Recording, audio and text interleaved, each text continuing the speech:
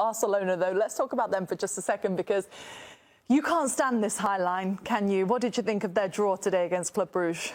I hate being the guy that keeps talking about the high line. Imagine what they feel like. This is the issue. This is the line. This is the back line of Barcelona, right? And then, you know, they're sort of their midfield three in here. That's fine. And then their front three are doing this. Okay, fine. They're actually not in bad shape. But when you start to consider this distance here, and there's no pressure on the football. When there's no pressure on the football, right? I'm not a genius. When there's no pressure on the football, this back line has to drop. This has to go in this direction here. This back line, no pressure here, means you have to drop, right?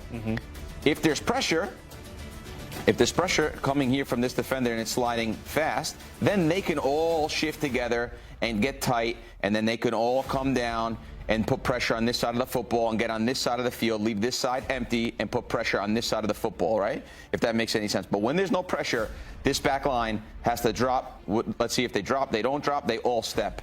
So you see what happens here. They all come step forward here. And then all it takes, because if you watch, he's off. He looks off, right? Or they're close. But all it takes in this scenario is one guy to time it, or even a run from the midfield running this way as this back line is dropping this way. And all it takes is one pass, and we saw it in last year's semifinal against Inter. We saw it with 14 passes, they scored 7 goals against this Barcelona side. And you're putting these defenders in situations where they cannot be successful. It's also unnatural for centre-backs, right? They don't want to get that high. They want to be closer to the goal. They want to see the game in front of them. You would know, obviously, being a centre-back as well, Poppy. But I think you need to be in this situation where you're asking them to run really high, go forward, where their natural reaction for such a long time is to go, there's danger there, run backwards. Now they're having to second-guess and go, there's danger there, run forward. And that's why you saw that line where Greta just showed us there. They don't all run at the same time. It's disjointed, and that's what allowed the Brugge player to be onside, and they go and score. But it's not, as Mike said, it's not one time we're seeing this. We saw it 3 times in this game alone. This is just something that now is bordering on arrogance to me. It needs to now be a case of, right, players on the pitch go, he wants us to do that, but we have to get out of here with a win. So let's just, for the next 5 minutes... Would you actually do that? Would you go against what, you know, because it's such a distinct style of play? So if you were in Barca's back line, would you say, boys, let's not do this today? I think so, because when you're in this situation, you have to be in a position to win the game.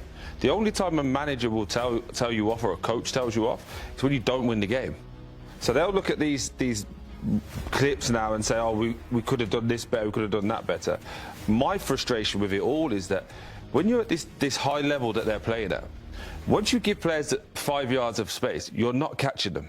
You're not catching them. So now, as a player, you need to think, right, we've got a framework, we know what we're doing, but actually the individual quality that I have is like, Greta, let's see this next 10 minutes out. Right, we're just going to drop 5 yards. I know he's going to scream, I know he's going to shout, we'll deal with that, but let's just get through this game. And if it wasn't for Lamine Yamal, they would be in serious trouble. Why do you think he's so committed to playing like this, Grella? Because we didn't see it with Bayern Munich when they won the Champions League. We didn't see it with the German national team. So why is he so obsessed with playing this high line with Barcelona with such a high risk and high reward? Well, because they get a lot from it also. In this way, they're also able to suffocate other teams, right? So for majority of the games, or over the course of, in La Liga, 38 games, when they play this way, they really suffocate the other team. You'll see in a large amounts of the game that Barcelona plays in, the other team can't get out. They can't breathe, because the second they win possession, it's like the press after loss is so good because the field's so condensed, right? So I got no issue with the way they play. It's just the example we show is when there's no pressure on the football, you have to say, okay, maybe in this situation, not every situation, but maybe in this one,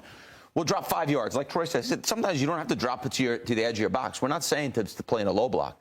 What we're saying is when there's no pressure on the ball, that line has to make 5 yards back. Because then they could still from there maybe defend in certain situations, right? Because even in the example we showed, they're in a good shape. They're just too high up the field, and they're allowing...